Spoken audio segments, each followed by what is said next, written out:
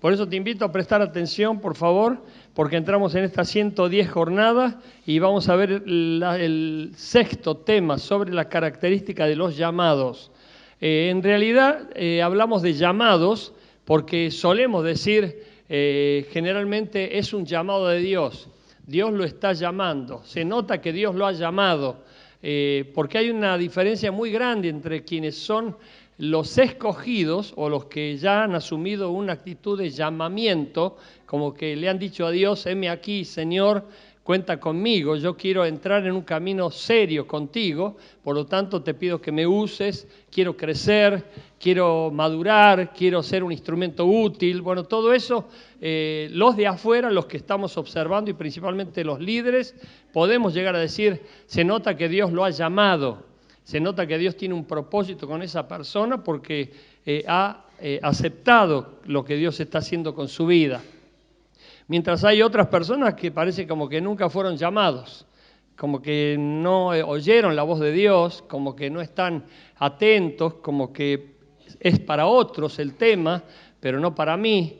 Debe ser para los pastores, para los líderes, pero no para mí. Quiero decirte que todos empezamos de abajo en el sentido de que éramos del llano, en el sentido de que estábamos en medio del pueblo y comenzamos a sentir inquietudes por las cuales Dios empezó un proceso en nosotros y lo está perfeccionando hasta el último día. Amén. Pero yo decía en cuestión de llamamiento, porque primero viene el llamamiento y después viene la elección. Dice, muchos son llamados, pero pocos son los escogidos. Pero antes de ser llamados, o los que son llamados, son candidatos a ser escogidos.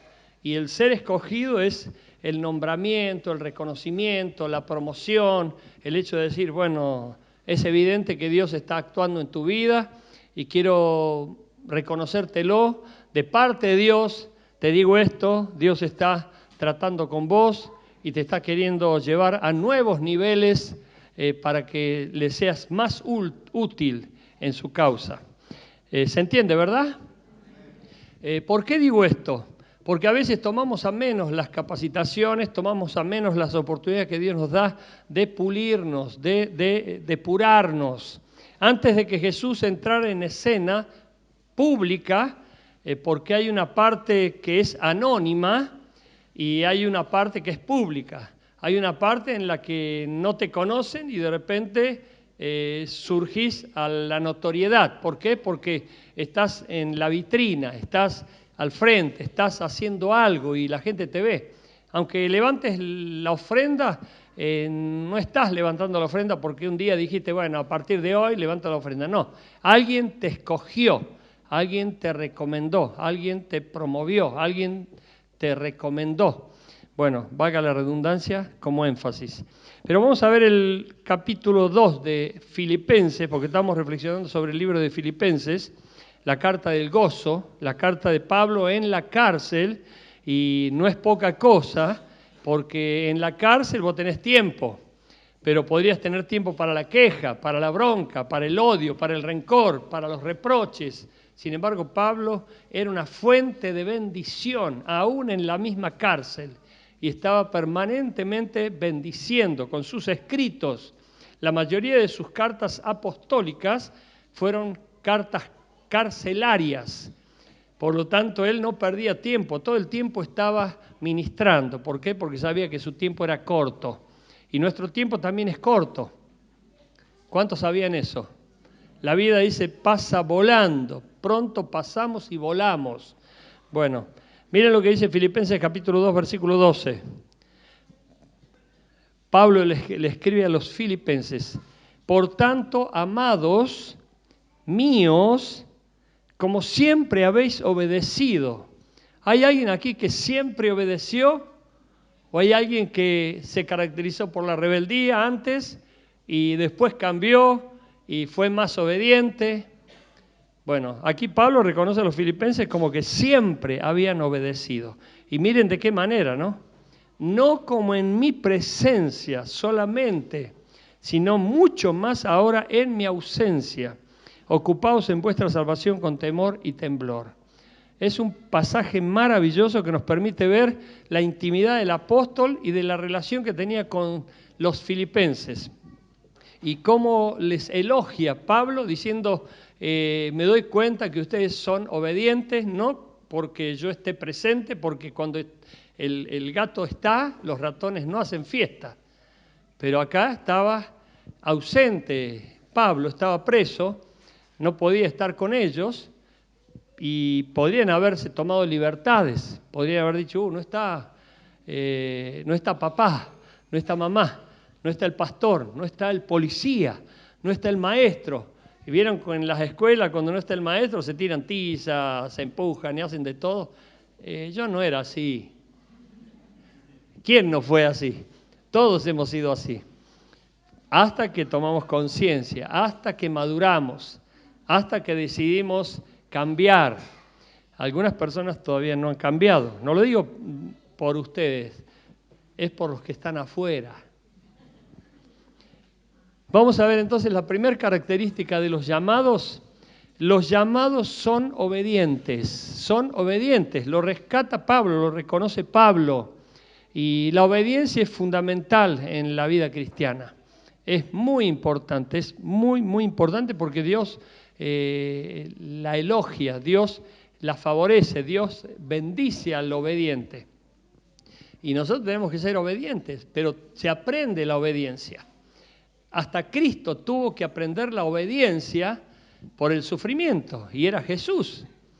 Y siempre decimos, ¿por qué tenemos que aprenderla por las malas? ¿Por qué no somos dóciles, mansos y totalmente dispuestos a obedecer? No, somos rebeldes por naturaleza, somos quejosos, somos personas que tendemos a rechazar a la autoridad, desobedecer a la autoridad, no reconocer a la autoridad, quejarnos de la autoridad. Bueno, todo eso ustedes lo saben bien, ¿no es cierto? Pero aquí encontramos a un pueblo que era obediente, y no solamente estando presente Pablo, sino en su ausencia. Y mira cómo lo afirma Pablo en el capítulo 1, versículo 27, dice casi lo mismo. Dice así, solamente que os comportéis como es digno del Evangelio de Cristo, para que, o sea que vaya a veros, o que esté ausente, oiga de vosotros que estáis firmes en un mismo espíritu. Oiga de vosotros que estáis firmes en un mismo espíritu. Ya sea que voy, ya sea que no voy, ya sea que esté o ya sea que no esté, que yo pueda enterarme, dice Pablo, de que ustedes están en orden, están en el Espíritu de Dios. Pero ¿qué pasa? A veces lo que escuchamos tiene que ver con todo lo contrario.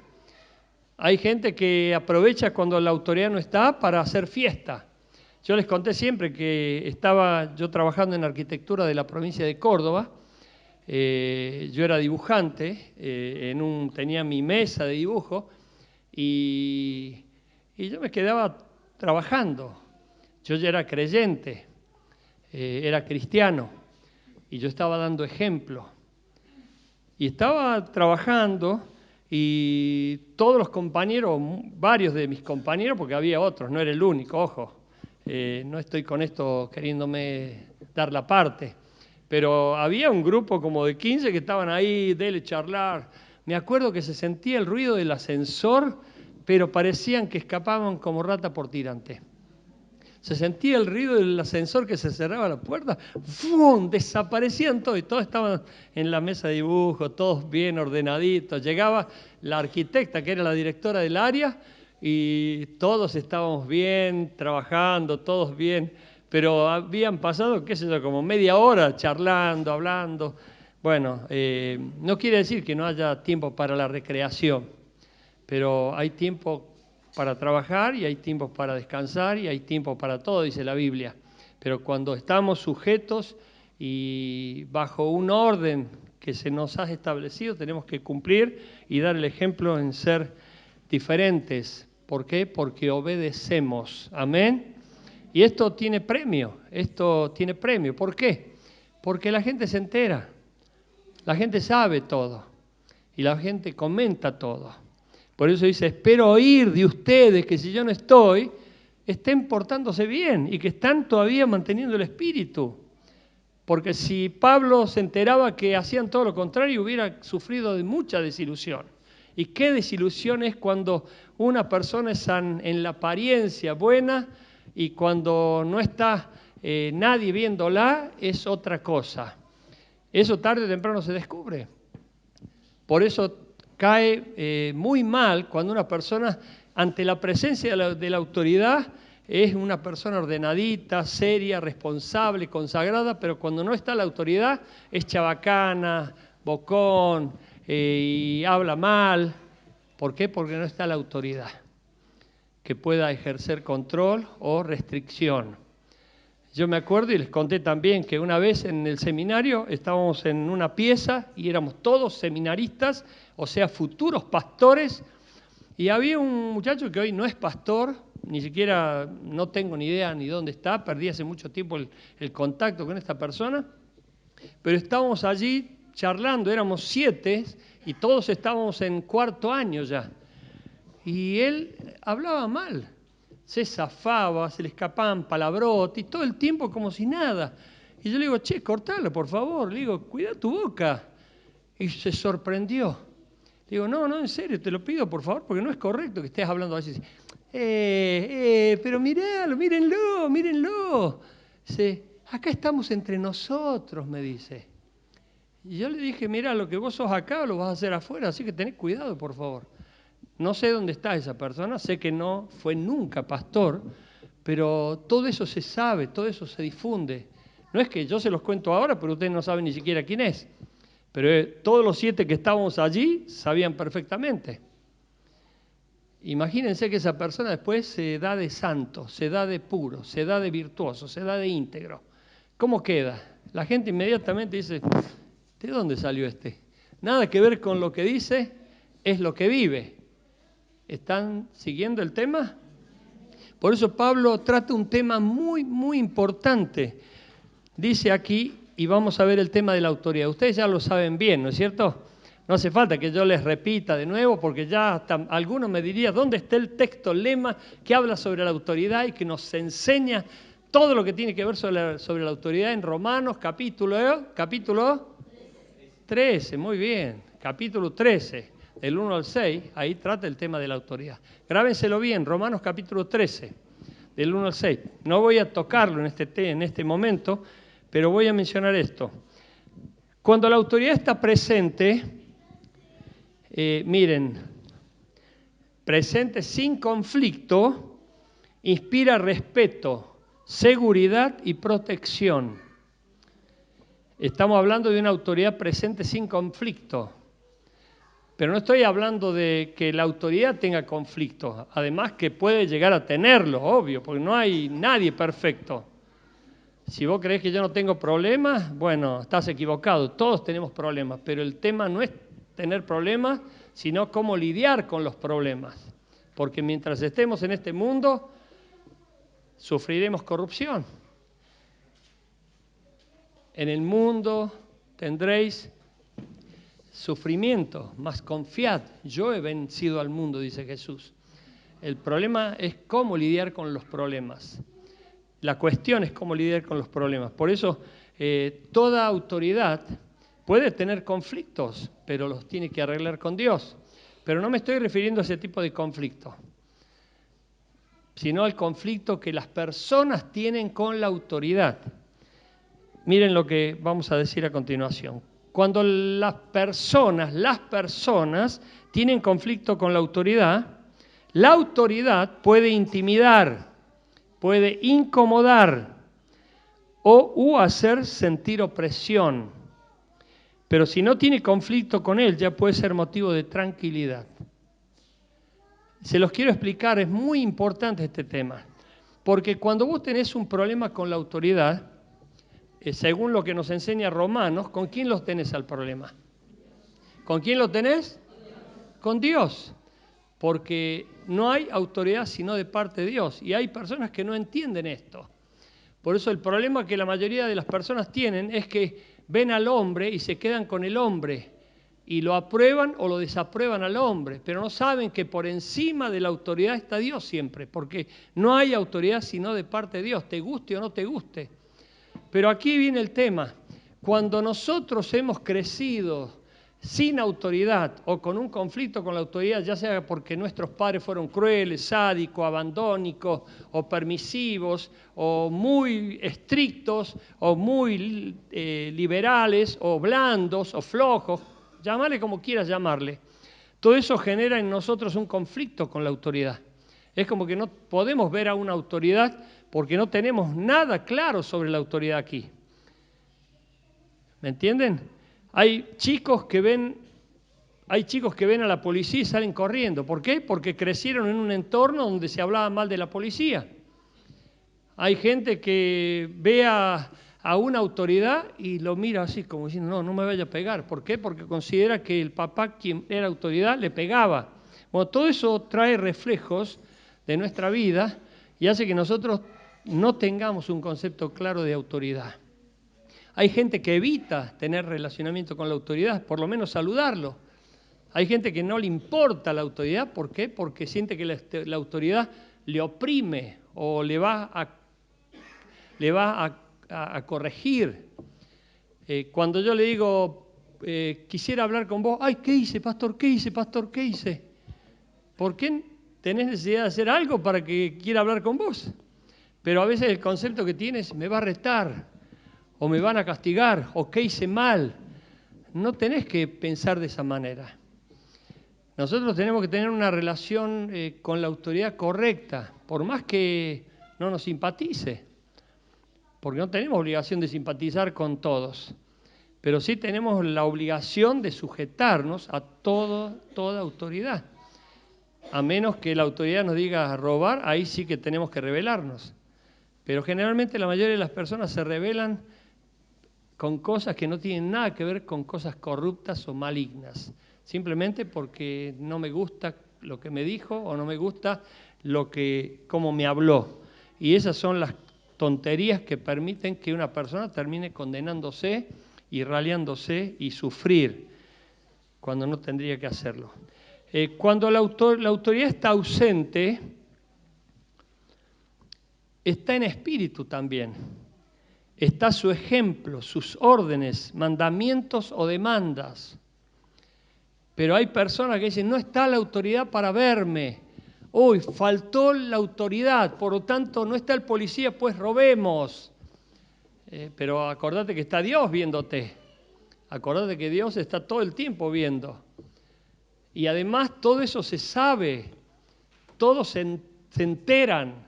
Es iluso pensar que no se van a enterar. Por eso vos tenés que tener respeto por la autoridad. Hay gente que habla bien delante de la autoridad y a la espalda de la autoridad le saca el cuero, lo difama, lo calumnia. Y bueno, todo eso se sabe. Y esas personas son tomadas como hipócritas, que en su corazón tienen una cosa y en su boca tienen otra. Por eso aquí Pablo les resalta una virtud gloriosa que además es sobrenatural, porque cuando vos te estás sujetando a la autoridad, siempre y cuando la autoridad sea honrada, honesta y que te pida cosas que sean para gloria de Dios y que no son nada corruptas, vos estás honrando a Dios, porque Dios está representado a través de sus autoridades. Y como yo te dije un día, alguna persona simple, lo tengo que decir porque es instrucción la que estoy dando hoy, alguna persona simple puede decir, uy, al pastor le conviene que nosotros estemos sujetos a él y que seamos obedientes. Yo te estoy viendo a vos como pastor también, te estoy viendo como autoridad también, te estoy viendo como una persona que te vas a levantar y vas a estar guiando al pueblo de Dios, amén. Te estoy viendo proféticamente, que un día vas a liderar células, y no una, sino multitudes de células, que vas a liderar congregaciones, amén. Porque yo les digo, sabemos cómo empezamos en el camino de Dios, pero no sabemos cómo terminamos. Pero Dios nos lleva siempre, siempre, siempre, siempre de gloria en gloria y de victoria en victoria.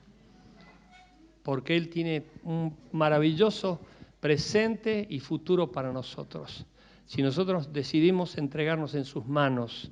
Por eso Pablo aquí está resaltando una virtud gloriosa que es muy importante.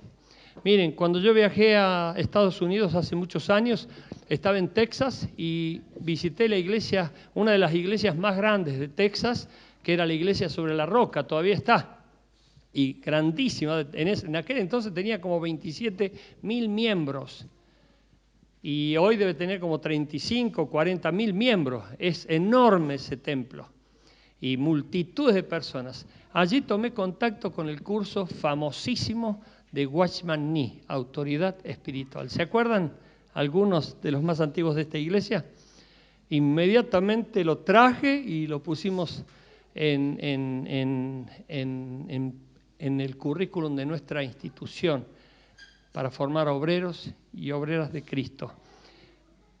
Y yo te quiero decir, iglesia, que si no tenés un buen concepto de autoridad, nada va a poderse edificar con orden. Si vos tenés un concepto muy light de la autoridad, como que, bueno, no importa, esto es así, y seguís con rebeldía, con insubordinación, con sedición, con piquetes, con protestas, con enfrentamientos, todo eso habla mal de uno. ¿Por qué? Porque habla de insatisfacción, habla de quejas, habla de broncas, habla de odios, y ese no es el espíritu de Cristo. El que nos defiende es Cristo, el que nos defiende es Dios. Sean antes bien conocidas vuestras peticiones delante de Dios con acción de gracias. Sin embargo, a veces vos ves personas que andan acarreando gente para enfrentarse. Mirá, yo no era pastor, yo no era líder, pero yo le pedía consejos a mi pastor en Córdoba.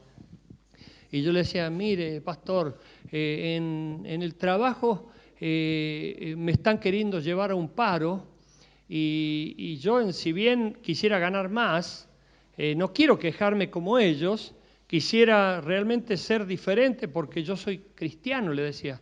Y me decía él, te felicito porque así tenemos que ser. Mira, te voy a dar un consejo. ¿Por qué no te presentás vos a las autoridades de la empresa y le hablas de tu situación personal? Pero no metas a nadie más, porque ¿qué hacen los débiles? Somos muchos los que estamos disconformes. Somos muchos los que estamos pidiendo esto. Yo fui solito, apoyado con Dios.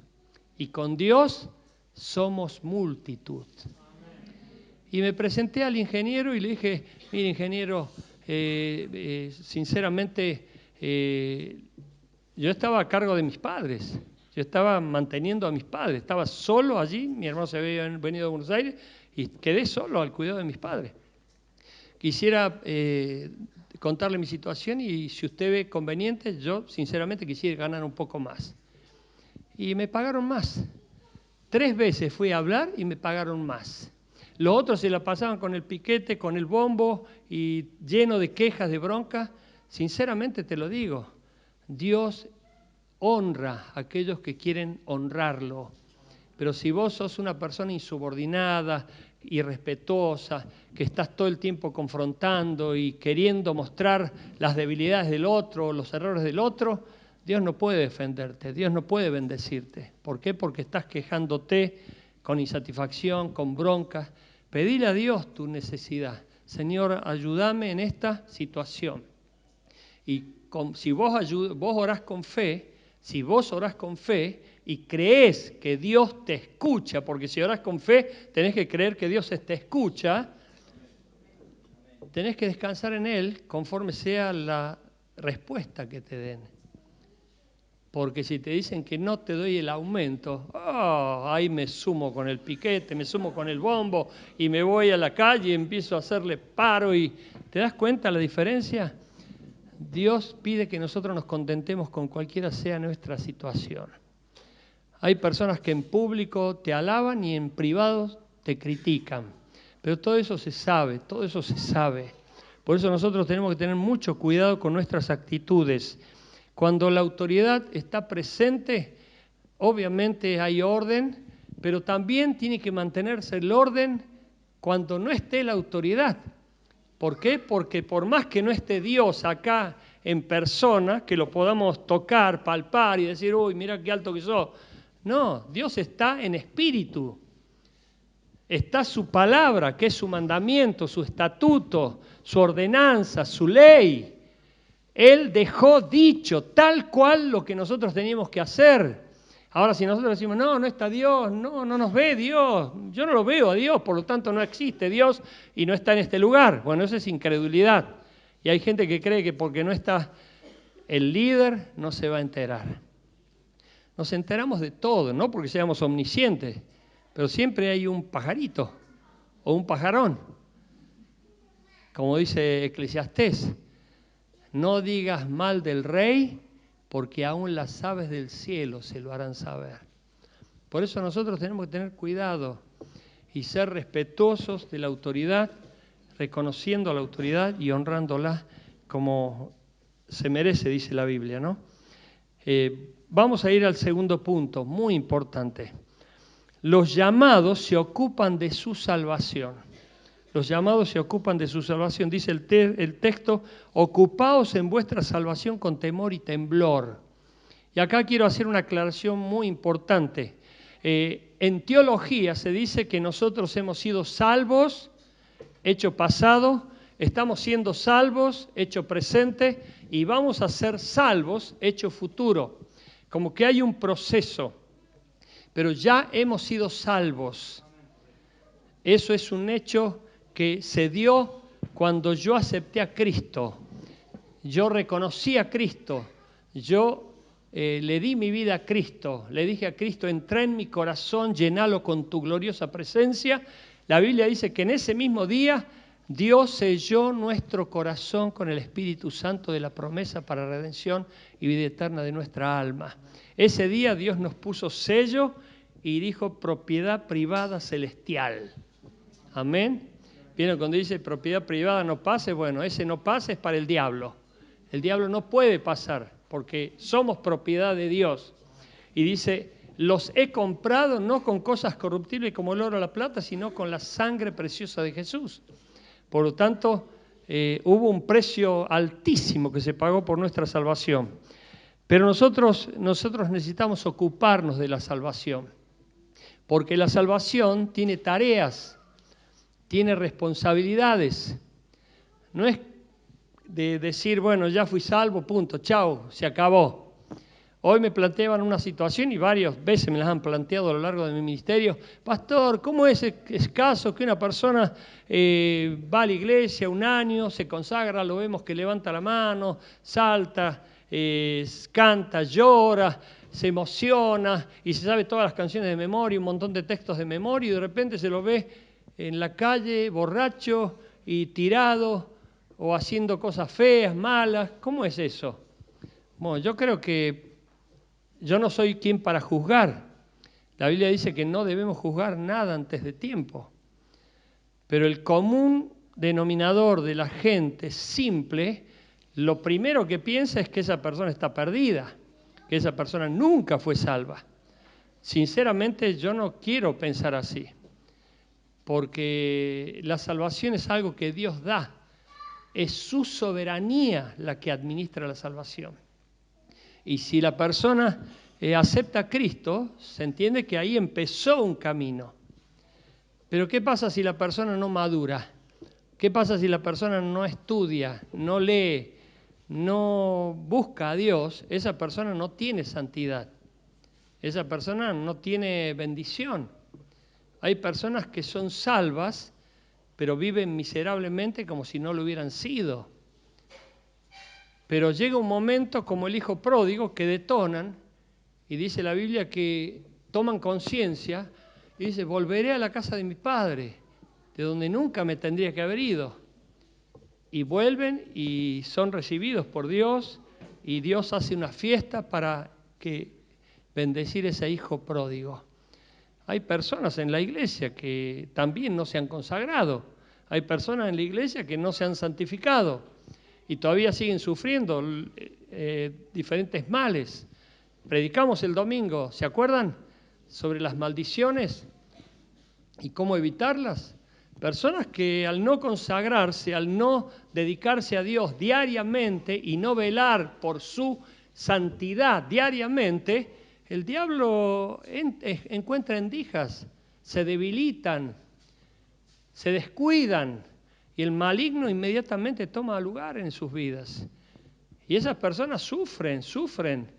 No tendrían que sufrir, pero sufren, ¿por qué? Porque le están dando lugar al diablo. Pero aquí Pablo dice, ocupados en vuestra salvación. Nosotros hemos recibido, grabátelo bien porque esto es doctrina pura, hemos recibido la salvación por gracia. Eso significa que ha sido un regalo de Dios. ¿Por qué a nosotros? No sé. Yo no me hubiera elegido a mí mismo, pero Dios me eligió. ¿Qué viste, Señor, en mí? Yo no veo nada en mí, pero Él vio algo. Hay gente que dice, no, era obvio que me tenía que elegir a mí. Mira qué bueno que soy. O mira qué humilde que soy. Hay gente que piensa así, pero yo no pienso así. Dios en su misericordia, en su amor, en su soberanía decidió elegirme. Pero yo no puedo menospreciar esa salvación. Por más que Él me la regaló, porque dice que ha sido un regalo de Dios, no por obras para que nadie se gloríe, es por fe, Efesios capítulo 2, versículos 8 y 9, es por fe para que nadie se gloríe, porque nadie puede gloriarse. Decir, bueno, yo hice tanto esfuerzo y me forcé, me mantuve sin pecar un año y era obvio que tenía que alcanzar la salvación. No, por más que te mantengas toda la vida sin pecar, ya sos pecador, porque nosotros no somos pecadores porque pecamos. Pecamos porque somos pecadores. ¿Se entiende? Por lo tanto, yo tengo que darme cuenta que el mérito de mi salvación lo tiene Cristo, no lo tengo yo, lo tiene Cristo. Dios no me eligió a mí ni a vos porque éramos buenos. Nos eligió a nosotros porque estábamos perdidos en nuestros delitos y pecados. Y Él nos escogió y nos entresacó de lo vil. Y Él nos salvó. Pero esa salvación fue un precio altísimo que Cristo pagó. Él fue clavado en la cruz, clavado. Hacete la idea de los clavos. ¿Vieron la película esa que vemos de Mel Gibson? Unos clavos enormes. Porque era la muerte que se le daba al más vil pecador. El más criminal de todos sufría la muerte de cruz. Y para que muriera con más agonía todavía, se le quebraban las piernas, para que sufriera más todavía. Pero a Jesús no fue necesario de que le quebraran las piernas porque murió antes. Pero antes de morir se desangró, le clavaron una lanza, le pusieron una corona de espinas, lo insultaron, se burlaron, repartieron entre sí los vestidos los soldados romanos y jugaban y le decían, médico, sánate a ti mismo, si eres Dios, di que vengan los ángeles para que te rescaten. Y se burlaban, lo dejaron solo, sufrió el abandono absoluto en la cruz. Dice el Salmo 22, todos me han abandonado, inclusive Dios lo abandonó. ¿Por qué? ¡Ay, qué cruel que es Dios, pastor! ¿Cómo puede ser Dios tan cruel siendo papá? No fue cruel Dios. Él era justo y es justo. Y no podía estar interviniendo porque Jesús en el momento de la cruz estaba cargando con todo el pecado del mundo. Él era inocente, Él era puro, Él era sin mancha, Él era impecable y sin embargo fue considerado como el más vil pecador. Y Él soportó eso. Miren, yo les conté cómo un día fui a un negocio y cuando la persona se enteró de que yo era evangélico, me chumbó los galgos. Y tenía un mal concepto de los evangélicos. ¿Por qué? Porque había varios evangélicos que yo conocía que le habían dejado un choclo de deudas. Y él tenía una bronca contra los evangélicos y me culpó a mí. Yo no lo conocía. Yo entro ahí muy ingenuo y como siempre predico y empecé a predicar, ¡ay, casi me mata! Yo le pedí perdón por las personas esas. Le dije, perdóname, no tengo nada que ver, discúlpame, lamento que tengas ese mal concepto, yo no tengo nada que ver con ellos. Y me tomé el trabajo de ir a golpearle la puerta a esas 5 personas. Y una de ellas estaba en nuestra iglesia. Y bueno, tuve que hablar con ellas, después se arreglaron la situación y hoy tengo una excelente relación con esa persona, con ese comerciante de la ciudad. Pero me sentí muy ofendido. ¿Cómo? ¿Me acusan a mí siendo que yo no tengo la culpa? ¿No te has sentido acusado acaso de algo que vos eras inocentes y te ofendiste y te dio bronca? Bueno, imagínate que Jesús fue culpado como el pecador más grande porque cargó con todo el pecado de la humanidad. Y Él entendió nuestros problemas y por eso su pecado lo llevó a los mismos infiernos, dice la Biblia, y allí estuvo muerto por 3 días y después fue resucitado al tercer día. Por eso todo esto entra dentro de la economía de Dios, porque Dios cumple un propósito, pero nuestra salvación no fue gratis, para decir no valió nada. Nosotros hoy la menospreciamos, hoy la ignoramos, hoy no la tomamos en cuenta, ni siquiera agradecemos. Fíjense todo lo que pongo aquí. ¿Qué podemos hacer? ¿Qué podemos hacer? En primer lugar, nosotros tenemos que conocer al autor de nuestra salvación. ¿Y el autor de nuestra salvación quién fue? Jesús. Jesús, no fue ningún hombre, fue Jesús, mejor dicho, el Hijo de Dios hecho hombre, Jesús. Tenemos que conocer a Jesús. ¿Cómo fue capaz de entregarse por tanto amor? Porque dice la Biblia que se entregó por puro amor y mientras todo el pueblo lo insultaba, Él le decía a Dios, Padre, no les imputes este pecado, porque no saben lo que hacen. Y se entregó por amor, se entregó por amor, se entregó por amor. Él soportó todo por amor. ¿Y qué dice la Biblia en 1 Corintios capítulo 13? El amor todo lo soporta. Si no, no hay amor, si no, no es amor. Hay personas que no soportan nada y dicen amar. Bueno, Jesús soportó todo por amor. Segundo, conocer el precio que pagó. Conocer el precio que pagó. Porque por más que hayamos recibido de gracia la salvación, a Jesús le costó mucho. Él lloró lágrimas de sangre y en el Getsemaní Él le dijo a Dios, Padre, pasa de mí esta copa, por favor. 3 veces dijo exactamente las mismas palabras. Padre, pasa de mí esta copa. Padre, pasa de mí esta copa. Pero terminó diciendo, no se haga mi voluntad sino la tuya. Por eso nosotros a veces no nos damos cuenta de la salvación que tenemos y la menospreciamos. Decimos somos salvos y bueno, soy salvo, chao, ya está. No, Dios invirtió la vida de su Hijo en la cruz para morir por nosotros. 3, valorarla más porque no fue en vano. No fue en vano. Tenemos que valorarla más. Yo soy salvo y eso a mí me tiene que traer mucha paz. ¿Por qué? Porque fui salvo de la muerte eterna, que es la segunda muerte. Fui salvo del pecado, porque Cristo con su muerte y su sangre derramada expió mis pecados. Quitó mis pecados y los clavó en la cruz. Y ya soy libre de esos pecados. Quitó mi condenación. Ya no soy más condenado. Antes estaba el pecado en mi conciencia que me decía, sos un miserable, vos sos un pecador, vos vas a ir al infierno, vos, ¿de qué te la tirás? Bueno, antes era muy constante eso y mucha gente me confiesa, pastor, yo estoy atormentado por los pecados, porque todavía no han aceptado el perdón de Dios. Todavía no han aceptado el perdón que da Dios, que es borrón y cuenta nueva. He tomado tus pecados y los he arrojado al fondo de la mar y ya no traeré más a mi memoria, dice Dios en el libro de Miqueas, vuestras iniquidades. Por eso nosotros tenemos que tener mucha paz de conciencia. Gracias Dios, porque me has perdonado de mis pecados, presentes y futuros. ¿Cómo es eso, pastor? ¿De que también los pecados futuros? Sí, porque nosotros vamos a seguir pecando. Pero ya el pecado ya no va a tener el efecto de la muerte en nosotros porque Cristo lo resolvió. Sí vamos a sufrir, obviamente, si pecamos voluntariamente muchísimo más.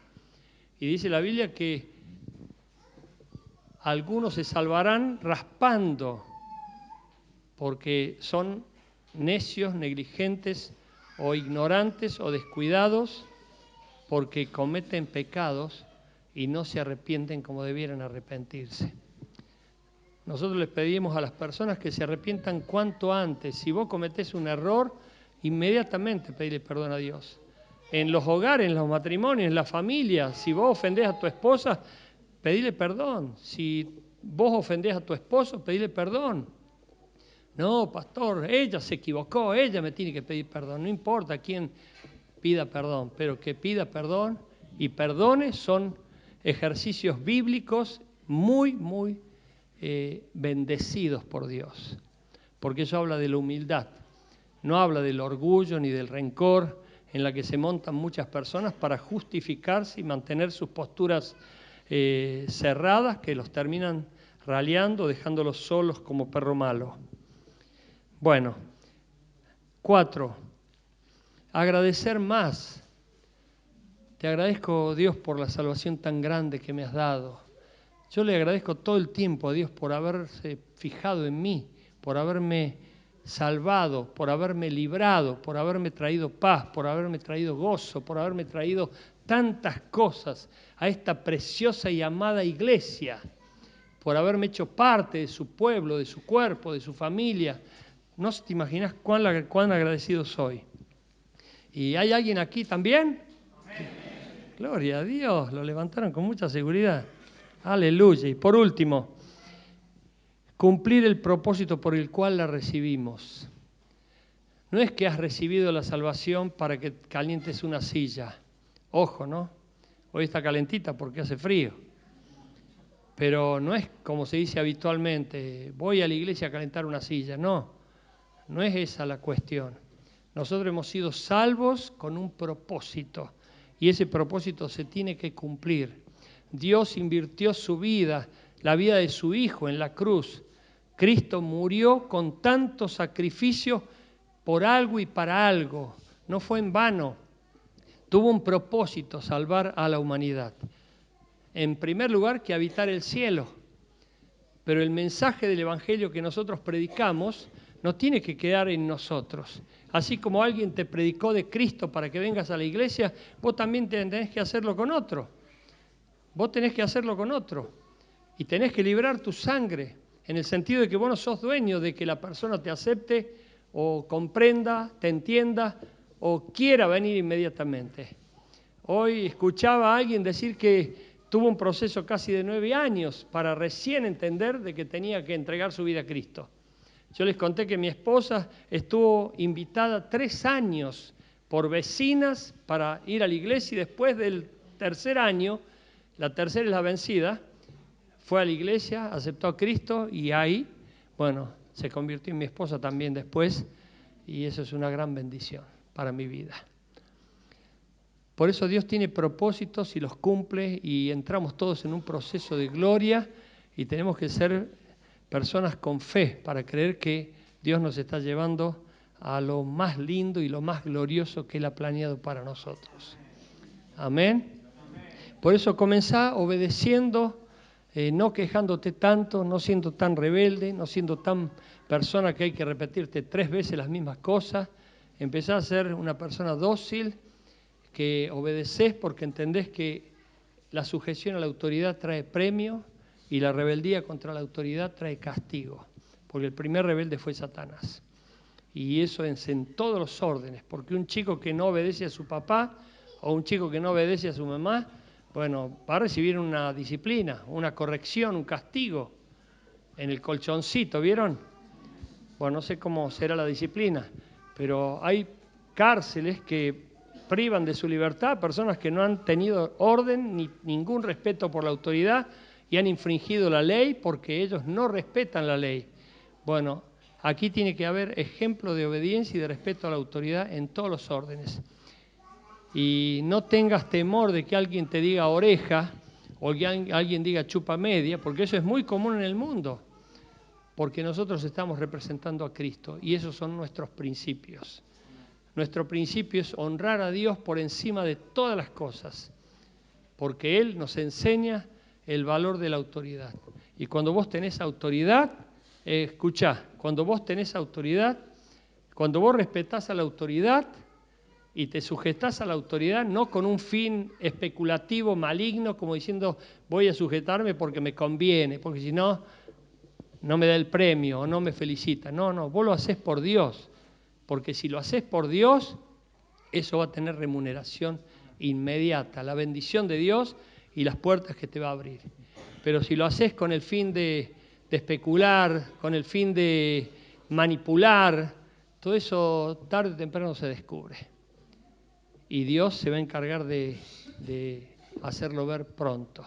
Por eso, sé sincero siempre, busca honrar a Dios y que sea que esté presente o ausente la autoridad, como Pablo destaca, vos sé el mismo dando precioso testimonio de Cristo. Amén.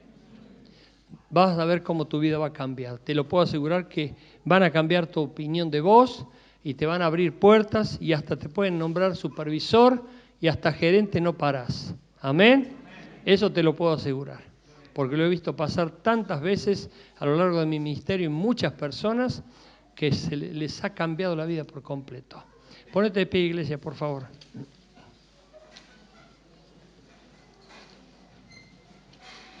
Cerra tus ojos, no te distraigas. Señor, qué gozo hay en nuestro corazón por tu presencia, por esa salvación tan grande que nos has dado. Inmerecidamente la hemos recibido, por cierto, y queremos sentirnos privilegiados, Señor, de que nos has escogido a nosotros, Señor, por tu soberanía, no por nuestros méritos, sino por los méritos de Cristo. Y queremos ser honrosos, Señor, ese gran llamamiento que has hecho de nuestras vidas y dar testimonio de Cristo, Señor, porque todo se lo debemos a Él. Gracias por su amor, su entrega, su sacrificio, y gracias porque Él amó hasta el fin. Señor, permítenos ser igual. Y gracias por este pueblo maravilloso, bendícelo, guárdalo en el hueco de tu mano y los encomiendo en tus manos para que sean protegidos en el regreso a sus hogares y también en toda entrada y en toda salida. Y que todos sus seres queridos, sin excepción, Señor, te pertenezcan. Y yo declaro que eso va a ser pronto y que no va a haber nada que lo impida. Que la gloria de Cristo esté resplandeciendo en cada hogar representado en esta iglesia. En Cristo Jesús te lo pido. Amén. Amén.